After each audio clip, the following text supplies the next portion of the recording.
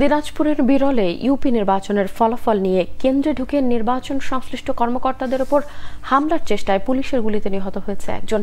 এই ঘটনায় জেলা প্রশাসন অতিরিক্ত জেলা ম্যাজিস্ট্রেটকে প্রধান করে ৩ সদস্যের তদন্ত কমিটি গঠন করেছে।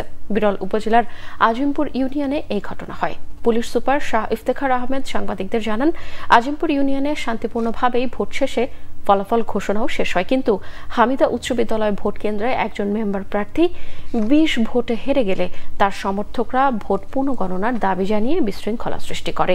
এক পর্যায়ে তারা ভোট কেন্দ্রে ঢুকে প্রতিপক্ষের সমর্থক সহ নির্বাচন সংশ্লিষ্ট কর্মকর্তাদের উপর হামলার চেষ্টা করলে পুলিশ বাধা দেয়। তারা ইটপাটকেল ছুটতে থাকলে পুলিশ শটগানের প্রায় ৭০ রাউন্ড গুলি ছুড়ে পরিস্থিতি নিয়ন্ত্রণে আনে। এ সময় মোহাম্মদ আলী নামে ৭০ বছরের এক বৃদ্ধ গুলিবিদ্ধ হন। দিনাজপুরে এম আব্দুর রহিম মেডিকেল গিয়ে তিনি মারা যান।